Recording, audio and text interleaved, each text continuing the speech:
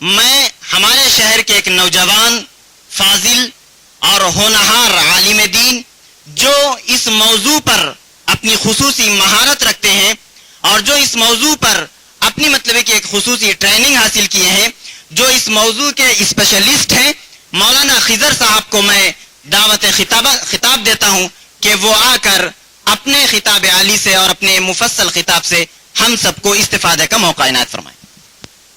بسم اللہ الرحمن الرحیم۔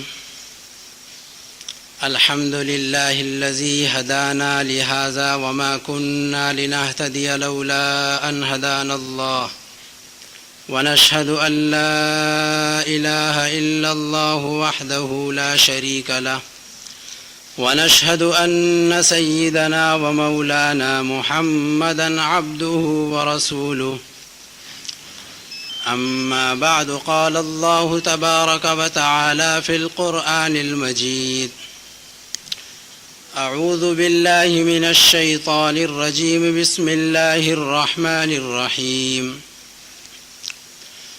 فلولا نفر من كل فرقة منهم طائفة ليتفقهوا في الدين ولينذروا قومهم إذا رجعوا إليهم لعلهم يحذرون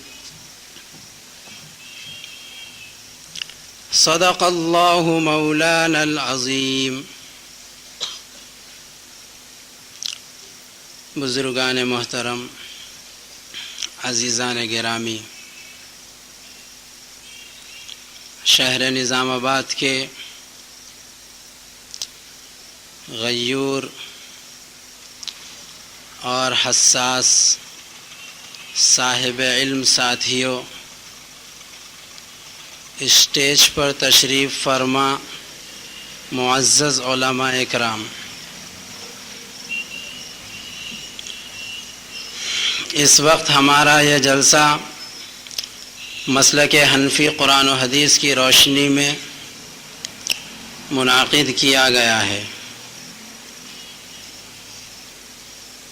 لیکن آپ حضرات حاضرین غالباً سبھی جانتے ہیں کہ اس جلسے کے اندر بہت تفصیلی عنوانات کی فہرست آپ حضرات کے سامنے پیش کر دی گئی ہے۔ یکسوئی اور توجہ کے ساتھ بات کو سنتے رہیں، انشاءاللہ یہ کے بعد دیگر تمام موضوعات پر اپنی بساط اور علم کے موافق بات کا کوئی نیا سلسلہ نہیں ہے۔ یہ سلسلہ حضرات صحابہ کرام رضوان اللہ تعالی علیہم اجمعین کے دور میں بھی کئی قسم کے فتنے شروع ہو چکے تھے، اور ان سلسلوں کی ابتدا وہیں سے ہوئی ہے۔ بعض مرتبہ ایسا ہوتا ہے کہ ہم اپنے مذہب کو، اپنے دین کو یا اپنی شریعت کو یا اپنے مسلک کو جب بخوبی طور پر نہیں جانتے ہیں یا جاننے کی کوشش کرنا چھوڑ دیتے ہیں، تو اللہ تبارک و تعالی اپنی تکوینی ترتیب سے ایسے فتنوں کو جنم دیتے ہیں،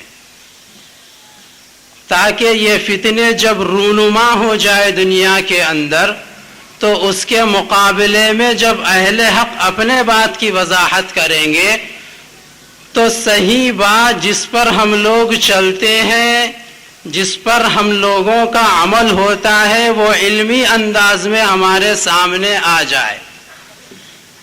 ظاہر سی بات ہے کہ گزشتہ کئی برس ہو گئے ہوں گے کہ علمی رجحان عمومی اعتبار سے دنیا سے ختم ہو گیا تھا۔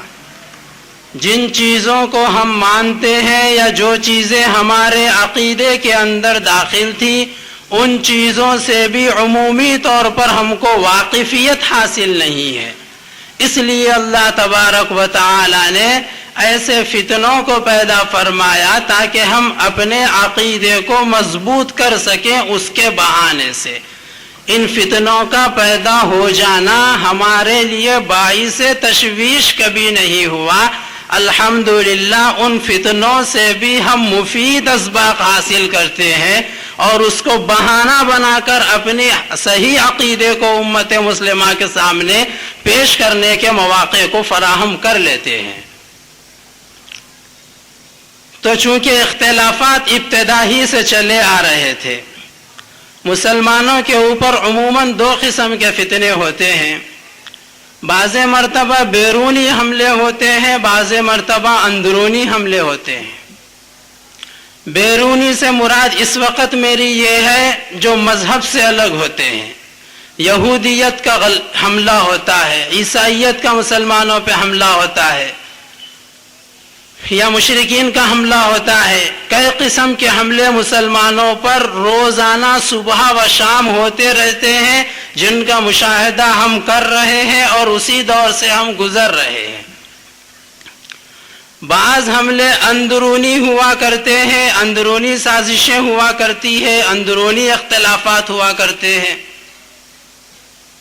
جس طرح کے مسلک غیر مقلدیت پر چلنے والے افراد بھی اپنے آپ کو مسلمان کہتے ہیں، مسلمان سمجھتے ہیں، ہم بھی اپنے آپ کو مسلمان کہتے ہیں اور مسلمان سمجھتے ہیں۔ ہر ایک اپنے عقیدے کے موافق اپنے آپ کو پکا مسلمان سمجھتا ہے۔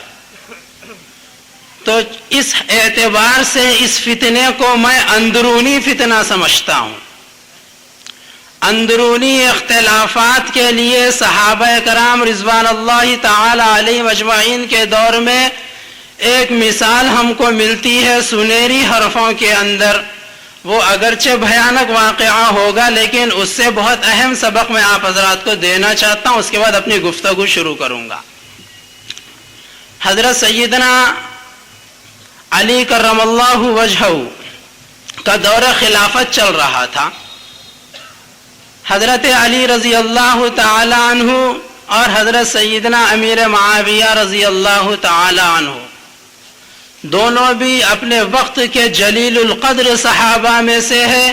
کسی ایک صحابی پر بھی کسی قسم کے ادنا شبے کی بھی ہم کو اجازت نہیں ہے، کسی قسم کی جرح کسی صحابی پر ہم کر نہیں سکتے۔ بہرحال دونوں صحابہ ہیں، لیکن ایک اجتہادی سلسلے میں دونوں صحابہ کرام کے درمیان میں اختلافات ہو گئے۔ حضرت علی رضی اللہ تعالی عنہ اور حضرت امیر معاویہ رضی اللہ تعالی عنہ، ان دونوں کے درمیان، اور یہ اختلاف اصلاً منافقین کی سازش سے ہوا، وہ تفصیل بتانا نہیں ہے۔ بہرحال اختلافات ہو گئے، اختلاف اتنا بڑا کہ دونوں کو آپس میں ایک دوسرے سے جنگ کرنے کی نوبت پیش آ گئی۔ ایک دوسرے کے سامنے ننگی تلواریں لیے ہوئے صحابہ کرام کھڑے تھے۔ ایک طرف کے امیر حضرت سیدنا سپہ سالار سیدنا معاویہ رضی اللہ تعالی عنہ تھے، اور ایک طرف کے سپہ سالار حضرت سیدنا علی کرم اللہ وجہہ تھے، اور دونوں میں گھمسان کی لڑائی چل رہی تھی۔ ہزاروں صحابہ کرام رضوان اللہ تعالی علیہ مجمعین کی اس جنگ کے اندر شہادت ہوئی ہے، لیکن عین جنگ کے موقع پر ایک عجیب واقعہ حضرات صحابہ کرام کو معلوم ہوتا ہے، بلکہ حضرت علی سے پہلے حضرت امیر معاویہ رضی اللہ تعالی عنہ کو معلوم ہوتا ہے کہ روم کا ایک بہت بڑا بادشاہ تھا، اس کے پاس بہت بڑی طاقت تھی۔ اس کو اس بات کا علم ہو گیا کہ مسلمان خود آپس میں لڑ پڑے ہیں، آپس میں لڑائی چل رہی ہے، اور ادھر مدینہ منورہ سارا کا سارا خالی پڑا ہے۔ اس سے اچھا موقع بھی ہاتھ کبھی آ نہیں سکتا۔ اس موقع کو غنیمت سمجھو اور مسلمانوں کی آپسی لڑائی سے فائدہ اٹھاؤ اور مدینہ منورہ پہ حملہ کرو۔ یہ منصوبہ روم کے بادشاہ نے اس وقت بنایا تھا، اور اس ارادے سے روم سے مدینہ المنورہ پہ حملہ کرنے کے لیے نکل چکا تھا۔ اس کی اطلاع حضرت سیدنا امیر معاویہ رضی اللہ تعالیٰ عنہ کو ہوئی. حضرت امیر معاویہ رضی اللہ اور ساری دنیا کو اس وقت علم تھا کہ مسلمانوں میں لڑائی ہے. ایک طرف کے سپہ سالار امیر معاویہ ہے, دوسرے طرف کے حضرت علی رضی اللہ تعالیٰ عنہ ہے. سب کو معلوم تھا. جب روم کا بادشاہ مدینہ منورہ کی طرف رخ کیا تو حضرت سیدنا امیر المومنین امیر معاویہ رضی اللہ تعالیٰ عنہ کے جانب سے روم کے بادشاہ کے نام خط پہنچا. خط میں یہ لکھتے ہیں امیر المومنین کہ ارے رومی کتے, تو ہماری آپس کی لڑائی سے فائدہ نہیں اٹھا سکتا, اور مجھے معلوم ہوا ہے کہ تو حملہ کرنے کے ارادے سے مدینہ منورہ کا رخ کیا ہے. جس دن تو مدینہ منورہ کی سرحدوں پہ پہنچے گا تو تیرا سر قلم کرنے کے لیے علی کے لشکر میں سب سے پہلا سپاہی جو آگے بڑھے گا اس کا نام معاویہ ابن ابی سفیان ہوگا. علی کا سپاہی بن کے تیرے مقابلے کے لیے آ جاؤں گا, لیکن تو ہماری آپس کی لڑائی سے فائدہ نہیں اٹھا سکتا. یہ حضرت سیدنا امیر المومنین امیر معاویہ رضی اللہ تعالیٰ عنہ کا خط ہے جو روم کے بادشاہ کو پہنچا تھا. خط کا پہنچنا تھا کہ بادشاہ پہ کب کبھی طاری ہو گئی. بادشاہ نے سوچا کہ ارے ہم لوگ تو ایک دوسرے کے خون کا پیاسے سمجھتے تھے, لیکن میں رخ کروں گا تو یہ سب مل کر میرے مقابلے پر آ جائیں گے اور مجھے مدینہ منورہ پہ حملہ کرنے اور اس پر قبضہ کرنے کی گنجائش باقی نہیں رہ جائے گی. جب یہ خط پڑھا تو ناکام مایوس ہو کر پھر اپنے روم کے علاقے کو واپس ہو گیا.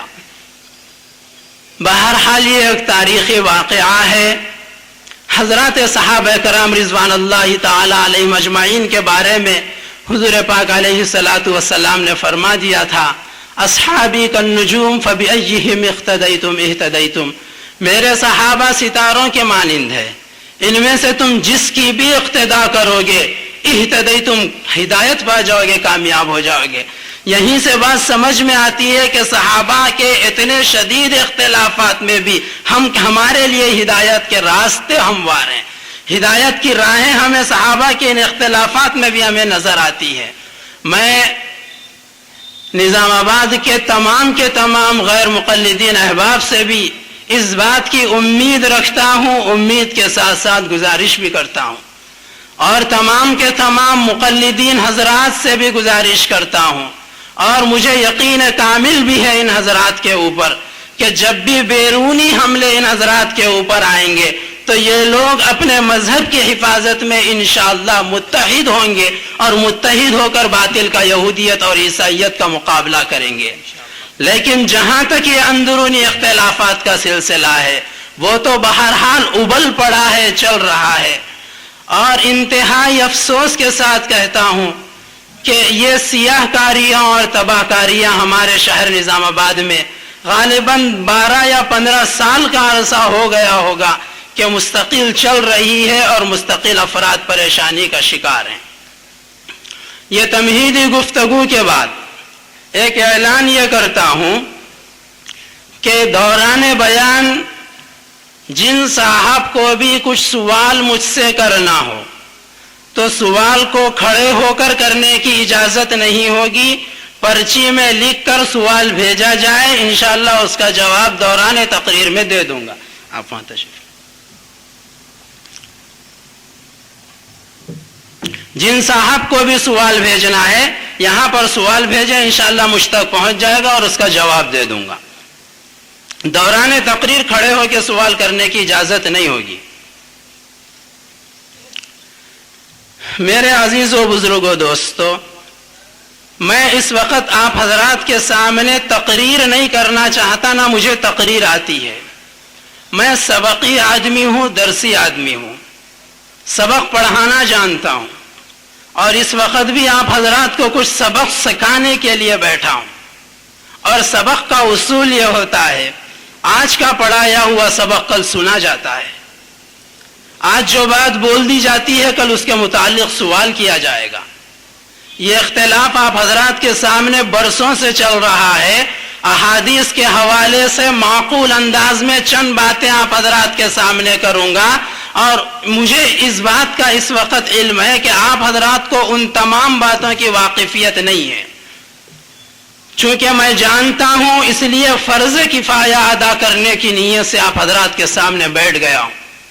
لیکن جب آپ حضرات کو اس بات کا علم ہو جائے گا، یہ تمام مسائل سے آپ واقف ہو جائیں گے، آپ کو بات سمجھ میں آ جائے گی، تو یہ صرف تنہا میری ذمہ داری نہیں رہ جائے گی، یہاں پر بیٹھے ہوئے تمام افراد کی وہ ذمہ داری ہوگی کہ جو بات جانے ہیں وہ دوسرے افراد تک پہنچائیں گے، اور بھٹکنے والے افراد کو ان باتوں کو سامنے رکھ کر روکیں گے، اور بتائی ہوئی باتوں پر مکمل انصاف کے ساتھ تحقیق کریں گے۔ تو یہ سبق ہوگا، سبق آپ کو یاد کرنا ہوگا، اور یاد کر کے میں سنوں نہ سنوں لیکن امت کو آپ حضرات کو یہ سبق سنانا ہوگا۔ تو سبق سننے کی غرض سے بیٹھی ہے، میں بھی سبق پڑھانے کی غرض سے بیٹھا ہوں، اور ہر بات کو ڈبل ڈبل کہوں گا۔ تقریر میں بات ڈبل نہیں کہی جاتی، سبق میں بات کئی مرتبہ کہی جاتی ہے، جو اہم بات ہوگی اس کو کئی دفعہ مکرر عرض کروں گا تاکہ وہ تمام باتیں آپ حضرات کے ذہن میں بیٹھ جائے۔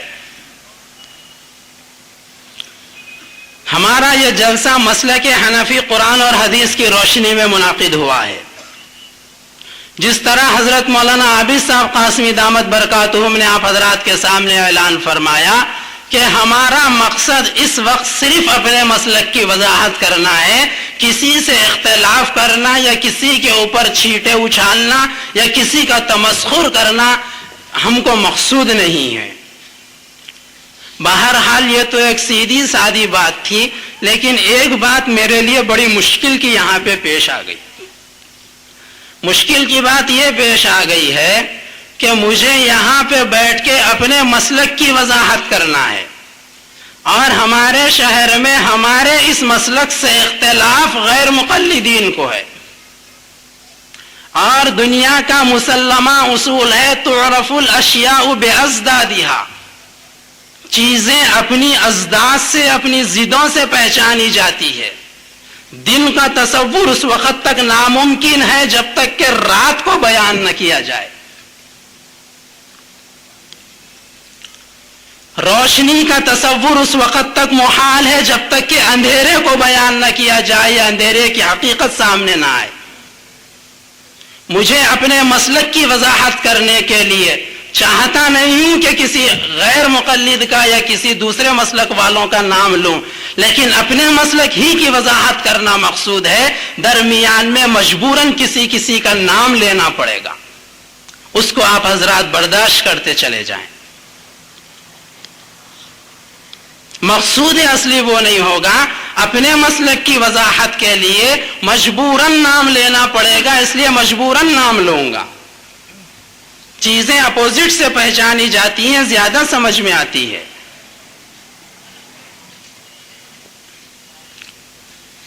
میں نے غالباً اس سے پہلے کئی مسجدوں میں مختصر جلسوں میں چند باتوں کی وضاحت کی تھی۔ یہاں پہ ایک عمومی مجمع بیٹھا ہوا ہے، اپنی گفتگو شروع کر رہا ہوں، توجہ اور دھیان کے ساتھ سنیں، ایک بات بھی درمیان سے چھوڑو گے تو بات ہاتھ سے نکل جائے گی۔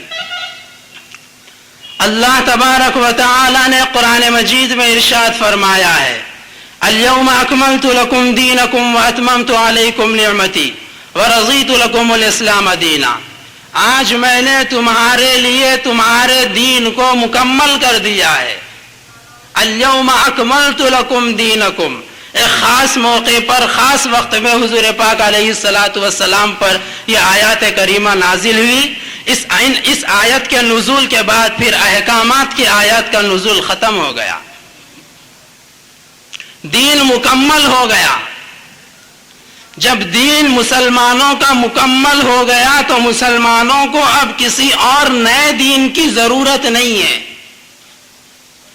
اب مسلمانوں کو کسی نئے نبی کی ضرورت نہیں ہے، اب مسلمانوں کو کسی ایسے امام کی بھی ضرورت نہیں ہے جو معصوم عن الخطا ہو اور دین کے اندر اپنے طور پر خیالات کرتا ہو اور حضور پاک علیہ السلام کے احادیث کو پس پشت ڈال دیتا ہو۔ ایسے امام کی بھی دین میں ضرورت باقی نہیں رہی ہے. اللہ نے دین کو کامل اور مکمل فرما دیا. اور ایک بات بیان کرتا ہوں، قرآن مجید میں حضور پاک علیہ الصلاۃ والسلام کی بعثت کے متعلق ابتدا میں بہت علمی باتیں ہوں گی، ہر موضوع پہ کلام کروں گا. حضور صلی اللہ علیہ وسلم کی اوصاف بیان کرتے ہوئے اللہ تعالیٰ نے قرآن مجید میں یہ فرمایا ہے کہ وَمَا أَرْسَلْنَاكَ إِلَّا رَحْمَةً لِلْعَالَمِينَ، ہم نے آپ کو نہیں بھیجا مگر تمام عالموں کے لیے رحمت بنا کر. آپ سارے عالموں کے لیے رحمت بنا کر بھیجے گئے. سارے مسلمانوں کا متفقہ عقیدہ ہے، اس سے غالباً کسی مسلمان کو اختلاف نہیں ہوگا کہ حضور صلی اللہ علیہ وسلم ساری دنیا کے لیے ایک ہی نبی ہے اور قیامت تک کے لیے نبی ہے. دو باتیں ذہن میں رہے. حضور صلی اللہ علیہ وسلم پوری دنیا کے لیے ایک ہی نبی ہے اور قیامت تک کے لیے نبی ہے. آپ کے علاوہ کوئی اور نبی نہیں ہو سکتا، قیامت تک نہیں ہو سکتا. پوری دنیا کے لیے ایک نبی بنا کر بھیجا گیا حضور صلی اللہ علیہ وسلم کو. تاریخ جاننے والے یا نہ جاننے والے بھی اس بات کو جانتے ہیں کہ میں وضاحت کئی مرتبہ کر چکا ہوں، سرسری لے کے چل رہا ہوں. حضور پاک علیہ الصلاۃ والسلام کا وصال ہو رہا ہے. آپ علیہ الصلاۃ والسلام دنیا سے تشریف لے جا رہے ہیں. اس وقت جاننے والے بتائیں ہندوستان میں کتنے مسلمان موجود تھے؟ فارس میں کتنے مسلمان موجود تھے؟ یورپ کے علاقے میں کتنے صحابہ پہنچے تھے حضور کے دور میں، اور وہاں کے کتنے لوگ ایمان لائے تھے؟ اور ممالک کا تذکرہ نہ کرتے ہوئے ہمارے اس ملک ہندوستان کی بات کرتا ہوں. ہمارے ہندوستان کے اندر سن 93 ہجری کے اندر، یعنی حضور صلی اللہ علیہ وسلم کے وصال کے 83 سال بعد دین آیا، اور حضور آئے تھے پوری دنیا کے لیے نبی بن کر. اور حضور دنیا سے تشریف لے جا چکے. دنیا کے اندر پورا دین نہیں پھیلا، دین صرف عرب میں پھیلا، اور آپ دنیا سے تشریف لے گئے. ہندوستان میں کس نے دین لایا؟ ہندوستان میں دین کو کس نے پھیلایا؟ سب سے پہلے قاسم بن محمد ہندوستان کے اندر دین اسلام کو لے کر عرب کی فوج کے ساتھ آئے تھے. وہ سن 93 ہجری تھا. حضور دنیا سے تشریف لے جا کر 83 برس ہو گئے تھے. اللہ فرماتے ہیں حضور پوری دنیا کے لیے نبی ہے. حضور دنیا سے جا رہے ہیں، ہندوستان میں دین نہیں آیا. ہندوستان میں دین کس نے لایا؟ حضور تشریف لے گئے. ساری دنیا کے اندر حضرات صحابہ اور حضرات تابعین کے ذریعے سے دین اسلام عام ہوا. دین دنیا کے اندر مضبوط ہوا. دین ایک ہوتا ہے مکمل ہونا دین کا، ایک ہوتا ہے دین کا پوری دنیا میں عام ہونا، اور ایک ہوتا ہے اس عام دین کا کتابوں کی شکل میں لکھا جانا. ایک بات بھی خلاف واقعہ پوری تقریر میں کہہ دوں، سوال کرنے کا سارے لوگوں کو مجمع کو اختیار ہے. دین تکمیل دین ہوتا ہے، ایک دین مکمل ہونا، اور ایک ہوتا ہے تمکین دین، دین کو دنیا کے اندر پھیلانا اور جمع دینا. اور ایک ہوتا ہے تدوین دین، اس پھیلے ہوئے دین کو کتابوں کی شکل کے اندر لکھوانا. حضور ساری دنیا کے لیے نبی آئے تھے. حضور پر دین مکمل ہوا. دین دنیا میں مکمل نہیں پھیلا، دین مکمل شکل میں موجود ہو چکا، صحابہ جان چکے، لیکن ساری دنیا کے اندر دین پھیلا نہیں. دین ساری دنیا میں صحابہ اور تابعین نے پھیلایا. تمکین دین اس کو کہتے ہیں. یاد رکھیں، ایک ہے تکمیل دین، دین کا مکمل ہونا، ایک ہے تمکین دین، دین کا دنیا کے اندر عام ہونا اور مضبوط ہو جانا، جم جانا. ایک ہے تمکین دین، اس دین کا لکھوایا جانا. فضول میں ڈبل ڈبل نہیں کہہ رہا ہوں. دین حضور پر مکمل ہوا. حضور صلی اللہ علیہ وسلم نے امت کو وہی دین پہنچایا جس دین کو اللہ تعالی نے حضور پر نازل فرمایا. آپ علیہ الصلاۃ والسلام نے ادنا درجے کی بھی خیانت دین کے پہنچانے کے سلسلے میں نہیں فرمائی. پورا کا پورا دین حضور پاک علیہ الصلاۃ والسلام نے امت محمدیہ کو پہنچا دیا. لیکن صحابہ نے پھیلایا. جس وقت حضرات صحابہ کرام نے دین کو پھیلایا اس وقت دنیا میں حضور موجود نہیں تھے، لیکن جو دین اللہ نے نازل فرمایا حضور نے وہی دین پہنچایا اور صحابہ نے وہی دین دنیا کے اندر پھیلایا. سوال آیا ہے تجھے؟ جو دین حضور نے امت کو پہنچایا صحابہ نے وہی دین دنیا کے اندر پھیلایا. اور صحابہ کرام کون ہیں؟ حضرات صحابہ کرام رضوان اللہ تعالی علیہم اجمعین کی ذات بابرکت وہ ہے، ان کے نفوس قدسیہ وہ ہے کہ حضور پاک علیہ الصلاۃ والسلام نے ان افراد کو اپنی تربیت کے اندر، اپنی نگرانی کے اندر تربیت دے کر اتنا کامل اور مکمل بنایا تھا کہ اللہ تبارک و تعالی نے ان افراد کے متعلق فرمایا رضی اللہ عنہم ورضوا عنہ، اللہ ان سے راضی ہے اور یہ اللہ سے راضی ہے. یعنی دونوں جانب سے رضامندی ہے. حضرات صحابہ کرام کو یہ سرٹیفکیٹ اللہ تعالیٰ نے عطا کیا ہے. صحابہ نے حضور کی نگرانی میں تربیت پا کر وہی دین امت کو پہنچایا جو دین حضور پاک علیہ الصلاۃ والسلام نے ان کو سکھایا تھا. لیکن میں بتا چکا ہوں کئی اجلاسات میں، کئی چھوٹے موٹے پروگراموں میں کہ حضرات صحابہ کرام دین کو دنیا کے اندر پھیلائے. جس طرح حضور پر دین مکمل ہوا لیکن پھیلا نہیں، صحابہ نے پھیلایا، لیکن اس پھیلائے ہوئے دین کو صحابہ کرام کو لکھنے کا موقع نہیں مل سکا. صحابہ کرام کی پاک ہستیاں، حضرات صحابہ کرام کے نفوس قدسیہ دنیا کے اندر دین کو پھیلانے میں صرف ہوئے. ساری دنیا میں جہاد کرتے کرتے صحابہ کی زندگیاں ختم ہو گئی اور صحابہ کرام مکمل شکل میں دین کو نہیں لکھ سکے. صحابہ کرام کی لکھی ہوئی کتابیں دنیا میں موجود نہیں ہیں، لیکن یہ کام بھی ضروری تھا. اس کے بغیر دین کا تحفظ مشکل بلکہ ناممکن تھا. خیر القرون کے بعد اگر دین نہ لکھا جائے، اگر دین کتابوں کی شکل میں محفوظ نہ کیا جائے تو اس دین کا، حضور کے لائے ہوئے دین کی حفاظت مشکل نہیں، ناممکن تھی. لیکن صحابہ کا دور ختم ہو رہا ہے. اسلام کا اتنا اہم کام ابھی دنیا میں نہیں ہوا، ابھی باقی ہے. لیکن اللہ تبارک و تعالی نے اپنی خاص مشیت کے ساتھ صحابہ کرام کے اختتامی دور پر ہی، ابھی صحابہ کرام کا آخر دور چل رہا تھا، اس کام کو لینا اللہ تعالیٰ نے امت محمدیہ کے بعض افراد سے شروع فرما دیا.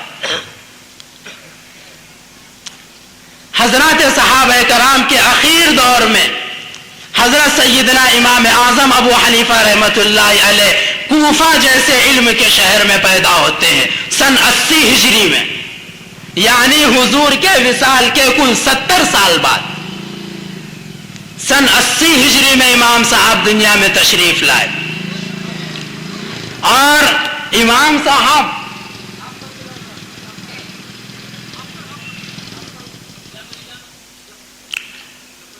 امام صاحب رحمت اللہ علیہ صحابہ کرام رضوان اللہ تعالی علیہ مجمعین کے اخیر دور میں پیدا ہوئے سن 80 ہجری کے اندر، اور امام صاحب رحمت اللہ علیہ دین کو مدون کرنا علوم نبویہ کے حاصل کرنے کے بعد شروع کر دیا. دین کی تدوین کا سلسلہ یہاں سے شروع ہوا. اس کو تدوین دین کہا جاتا ہے. دین کے لکھنے کے لیے سب سے